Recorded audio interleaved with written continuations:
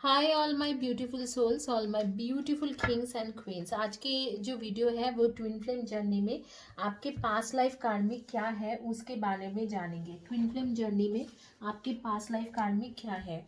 यहाँ पर तीन चॉइसेस है 1, 2 एंड 3। ट्विन फ्लेम जर्नी में आपके पास्ट लाइफ कार्मिक के बारे में जानेंगे। Choice number 1, 2 and 3। जो लोग मेरे चैनल में न्यू हो, thank you for subscribing my channel. मेरे बारे में, मैं एक साइकिक मीडियम हूँ, मैं एक टैरो रीडर हूँ। मैं टैरो रीडिंग करती हूँ इंट्यूटिव तरीका से। दैट मीन्स जब भी मैं टैरो रीडिंग करती हूँ तो स्पिरिट गाइडेंस द्वारा करती हूँ, प्रॉपर स्पिरिट गाइडेंस द्वारा टैरो रीडिंग करती हूँ। मैं हीलिंग भी करती हूँ। मैं एक हीलर हूँ, ओशिश्वी शेही की रोय से रेकी मास्टर हूँ and Karuna reiki master from ULC Chicago. Kabbalah expert हूँ फ्रॉम जेरूसलम। काबाला टेक्निक में जानती हूँ, that is another cosmic healing technique, the oldest Jewish cosmic healing technique. 14 साल की एक्सपीरियंस है। अबाउट माई ग्रेजुएशन, मैंने अपने बैचलर्स कंप्लीट किया यूनिवर्सिटी ऑफ एडिनबर्ग स्कॉटलैंड से, that is on divine spirituality.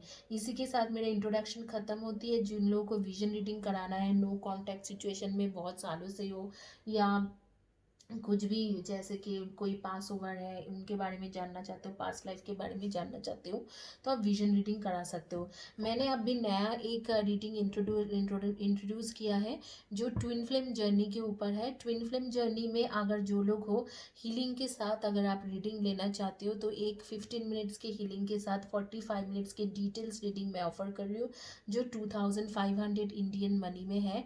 जो आउटसाइडर्स है उनके लिए थोड़ा डिफरेंट है, आप मुझे उसके लिए व्हाट्सएप में कांटेक्ट कर सकते हो। माय व्हाट्सएप नंबर इज़ 9953214108 और ईमेल आईडी इज़ futurelug2218@gmail.com। आप लोग जो ये वीडियो देख रहे हो, प्लीज़ एक रिक्वेस्ट है, फ्री रीडिंग या कुछ भी वीडियो के बारे में डिस्कस करने के लिए व्हाट्सएप नहीं कीजिए, क्योंकि मुझे एक दिन में 400-500 लोगों के व्हाट्सएप आती है। तो आप लोगों को जब भी ये व्हाट्सएप आप करिए तब इस सिचुएशन में करिए कि जैसे कि आप लोगों को अगर पर्सनल रीडिंग चाहिए तब भी आप व्हाट्सअप कीजिएगा।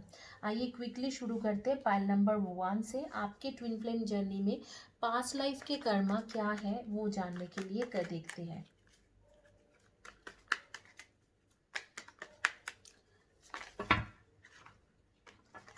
Universe please let us know कि इनके ट्विन फ्लेम जर्नी में इनके पास्ट लाइफ के कर्मा क्या है जो बाधाएं आ रही बन के आ रही है।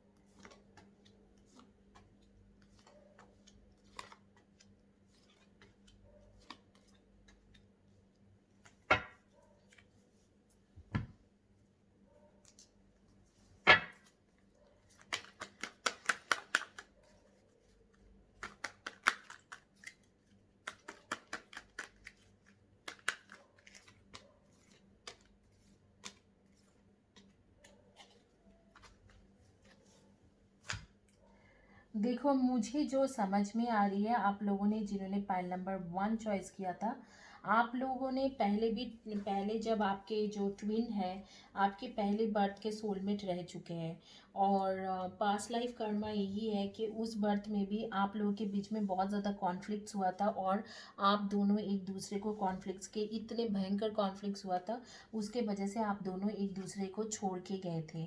और इस कॉन्फ्लिक्ट के कारण था किसी ने चीटिंग किया था, इधर आप या आपके ट्विन दोनों में से किसी ने एक दूसरे को चीटिंग किया था, और उसके वजह से कोई एक इंसान जो है वो आउट ऑफ कंट्रोल हो गया था, उसके माइंड आउट ऑफ कंट्रोल हो गए थे। खास करके मैं देख रही हूँ सोलर प्लेक्सिस चक्र जो है वो आउट ऑफ कंट्रोल हो गए थे, तो इसीलिए उसको उसे छोड़ना पड़ गया, और उसने मतलब बहुत ज़्यादा लड़ाई कॉन्फ्लिक्ट हुआ, और फिर आगे में चल के किसी एक ने डिसीजन लिया कि नहीं, ये शादी नहीं हो पाएंगे। और उसके बाद मैं देख पा रही हूँ कि उस कॉन्फ्लिक्ट्स का अंत ऐसे ही हुआ कि वो शादी बिल्कुल ही नहीं हुआ, या उन दोनों ने डिसाइड किया कि एक दूसरे से बहुत दूर कोई दूसरे सिटी में जाके सेटल हो जाए, और ऐसे हुआ भी। तो ये जो है, ये एक पास्ट लाइफ कार्मिक जो है, वो जो कॉन्फ्लिक्ट्स वाला जो पास्ट लाइफ कार्मिक है वो इस बर्थ में भी आप कैरी कर रहे हो। वो जो कार्मिक है, पास्ट लाइफ के कार्मिक है, वो आपने इस बर्थ में भी कैरी कर रखा है। तो यहाँ पर यही सबसे बड़ी इश्यूज है। आप लोग सन मून राइजिंग में definitely Libra, Aquarian and Gemini हो, and definitely Virgo, Taurus and Capricorn हो। कुछ लोगों के लिए कैंसर एंड स्कॉर्पियो की भी एनर्जी आ रही है, लियो की एनर्जी भी आ रही है। लियो बहुत ज़्यादा स्ट्रांग होके यहाँ पर दिख रहे हैं। तो आप लोगों का अभी भी इस बर्थ में क्या है, सेकंड चक्रा जो है आपके, जैसे sacral chakra and solar plexus chakra, ये दोनों चक्रा का बहुत ज़्यादा आपके साथ इश्यूज चल रहे हैं। आप लोग ट्विन फ्लेम जर्नी में तो हो, लेकिन आपके जो है पास्ट लाइफ कार्मिक जो है, जो पिछले बर्थ में भी आप लोगों ने किया था कॉन्फ्लिक्ट्स कॉन्फ्लिक्ट्स कॉन्फ्लिक्ट्स, और कॉन्फ्लिक्ट्स के वजह से कुछ भी सही नहीं हुआ, उस तरीक़ा की चीज़ें इस बर्थ में भी आप कैरी कर रहे हो, और इस बर्थ में भी वो चीज़ें हो रही है आपके साथ। तो आप भी, मैं जो देख पा रही हूँ कि आपके साथ इश्यूज यही मेजरली हो रही है कि आपके पास्ट लाइफ के जो कर्मा है वो अभी भी आपको, आपके हॉन्ट कर रहे हैं, आपको पीछा नहीं छोड़ रहे हैं। आप लोगों के नेम्स के फर्स्ट या last letter of the name हो सकती है PCFVSROWKG,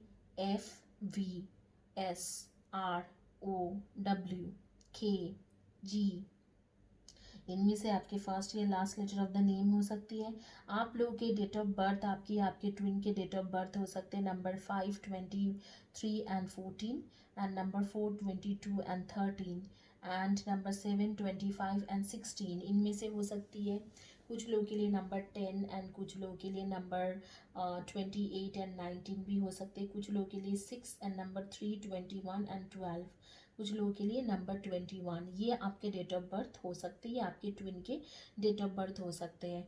तो क्विक शॉर्ट स्टोरी ये है कि आपके जो पास्ट लाइफ के इश्यूज था वो अभी भी गया नहीं है। आपके पास्ट लाइफ में जो भी कुछ हुआ था, जैसे भी हुआ था, जैसे जो इतने भयंकर कॉन्फ्लिक्ट्स हुआ था कि एक दूसरे को छोड़ के दूसरी सिटी में चले गए, आप एक सिटी में, वो एक सिटी में चले गए, एकदम लॉन्ग डिस्टेंस बन गया था, वो चीज़ अभी भी जारी है, वो चीज़ गया नहीं है, वो चीज़ अभी भी जारी है, वो चीज़ अभी भी हो रही है।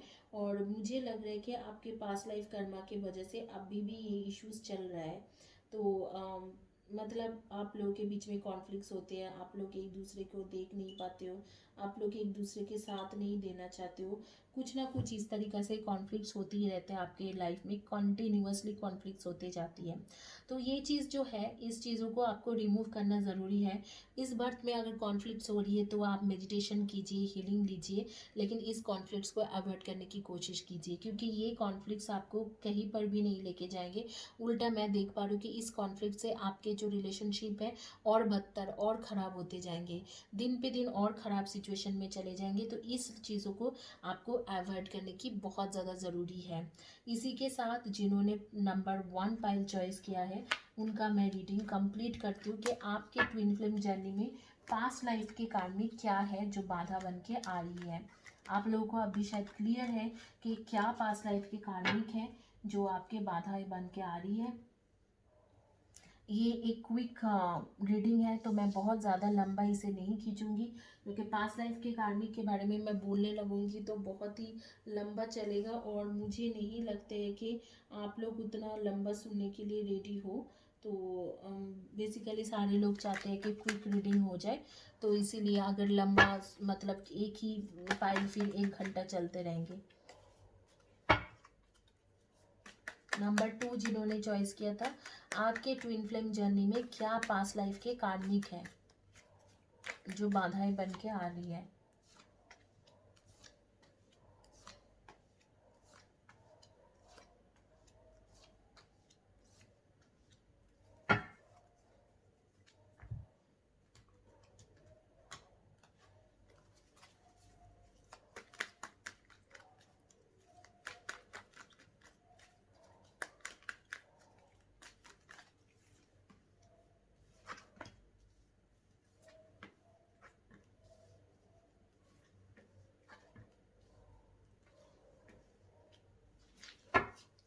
दोबारा यही चीज़ आ रही है कि आपके ट्विन फ्लेम जर्नी में जो है, आप लोग पहले भी पास्ट लाइफ में भी आपके ट्विन फ्लेम जर्नी में कोई सेकेंड थर्ड पार्टी था, और आपके जो कंपेनियन थे या बॉयफ्रेंड गर्लफ्रेंड जो आपके सोलमेट था, ट्रू सोलमेट था, जो इस बर्थ में आपके ट्विन फ्लेम है, वो हमेशा इधर उधर करते रहते थे, कभी आपके पास कभी दूसरे के पास। तो मैं देख रही हूँ कि इस बर्थ में भी वही इश्यूज़ है।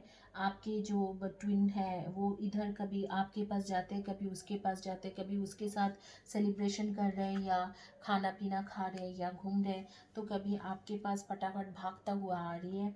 और मैं देख पा रही हूँ कि उसको करना बड़े मुश्किल हो गया है आपके लिए उसे हैंडल करना बड़े मुश्किल हो चुका है। और आप लोग जैसे कि एक न्यू बिगिनिंग चाहते हो वो हो जाएंगे, लेकिन फ़िलहाल के लिए अभी जो है पास्ट लाइफ के जो कार्मिक से जो थर्ड पार्टी कनेक्शन था, उस बर्थ में भी एक थर्ड पार्टी था और इस बर्थ में भी एक थर्ड पार्टी है, वो चीज़ को कटाना आपके लिए मुश्किल है। आप इसमें एक ही चीज़ कर सकते हो कि हीलिंग के दौरान ये ज़रूर कट सकती है, तो आप हीलिंग लीजिए, कहीं भी सोर्स से लीजिए, ज़रूरी नहीं है कि मुझसे लीजिए, कहीं भी सोर्स से आप हीलिंग लीजिए और हीलिंग करके इस पास्ट लाइफ कर्मा को आप काटने की कोशिश कीजिए। ये जो थर्ड पार्टी है ये है आपके लाइफ में, इस बर्थ में भी है, और आपके जो बॉयफ्रेंड गर्लफ्रेंड कंपेनियन पार्टनर है वो कभी थर्ड पार्टी की तरफ जाते हैं तो कभी आपके तरफ आते हैं। तो ये चीज़ अभी भी है और ये आगे में भी रहेंगे। तो मैं आपको इतना ही सजेस्ट करूँगी कि आपको जो है फ़िलहाल के लिए ज़रूरी है कि थोड़ा स्ट्रेंथ बना के रखना और एंजल्स हीलिंग कीजिए। एंजल्स के कार्ड्स आ रही है तो एंजल हीलिंग कीजिए। और यहाँ पर ऐसे कार्ड भी आए हैं, देखिए आप, door to open, door to personal healing and happiness. Personal healing से ही ये जो थर्ड पार्टी कंडीशंस है ये आपका कटेंगे और आपका ये डेफिनेटली होगा, इस इंसान के साथ फैमिली ज़रूर बनेंगे। बट हालांकि मैं देख रही हूँ पास्ट बर्थ में आपके उसके साथ कोई फैमिली नहीं बनाया था, और बहुत ज़्यादा हार्ट चक्र के इश्यूज थे, जो थर्ड पार्टी था बहुत ज़्यादा जेलस थे आपसे और उसने पूरी तरीके से ख़राब कर दिया था।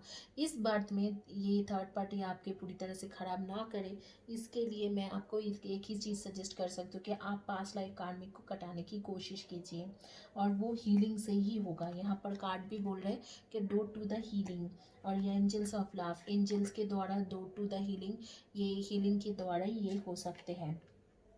आपका अभी फ़िलहाल के लिए क्या ज़रूरत है, आप एक्शन नहीं लेते हो, आप सोचते बहुत कुछ है कि हाँ मैं हीलिंग कराऊंगा या हीलिंग करूंगी या कुछ भी कराऊंगी, और लेकिन आप ये सोचते रहते हो लेकिन कुछ एक्शन नहीं लेते हो लव की तरफ। तो वो मेजरली आपके अभी फ़िलहाल के लिए इश्यूज़ है, जबकि मैं देख रही हूँ आपके हार्ट चक्र एंड रूट चक्र दोनों इनबैलेंस है और आप इस चीज़ों को बिल्कुल सीरियसली नहीं ले रहे हो।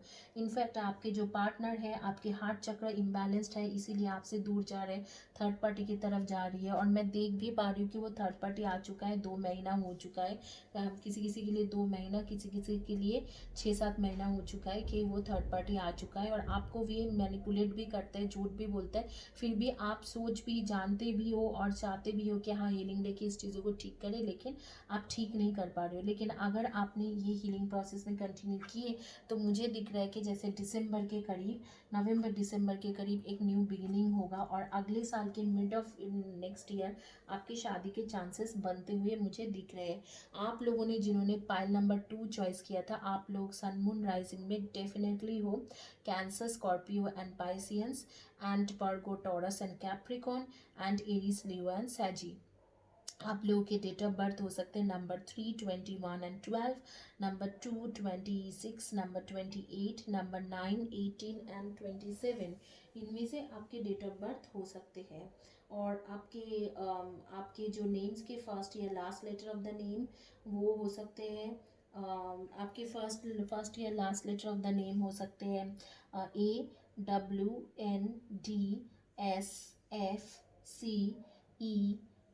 VY T। इनमें से आपके फर्स्ट या last letter of the name हो सकती है LGMP।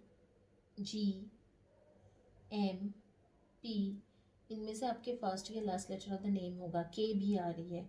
तो आप इसमें चीज़ें में देखिए कि आपका क्या एक्शन आप ले सकते हो, क्योंकि आप सोचते बहुत हो लेकिन एक्शन लेने के जब टाइम आती है आप बिल्कुल एक्शन नहीं लेते हो। तो यहाँ पर यही सिचुएशन है, तो इस सिचुएशन को थोड़ा क्लैरिफिकेशन कीजिए और अपने हीलिंग लीजिए और इस थर्ड पार्टी को कट ऑफ करने की कोशिश कीजिए। यही आपके पास्ट लाइफ का है, जो आपके ट्विन फ्लेम जर्नी में पास्ट लाइफ के कर्मा जो बाधाएं बन के आ रही है वो यही है। गाइज आज मैं थोड़ा क्विक रीडिंग कर रही हूँ क्योंकि थोड़ा आउट ऑफ टाइम भी हूँ, और दूसरी बात है कि ये पास्ट लाइफ के कर्मा को लेके मैं बहुत ज़्यादा खींचना नहीं चाहती हूँ, इसीलिए ट्विन फ्लेम जर्नी के कर्मिक बाधाएं हैं वो मैं बताना चाह रही हूँ, बस और कुछ नहीं है। आइए देखते हैं कि जिन्होंने पाइल नंबर 3 चॉइस किया था आपके पास लाइफ कार्मिक क्या है ट्विन फ्लेम जर्नी में।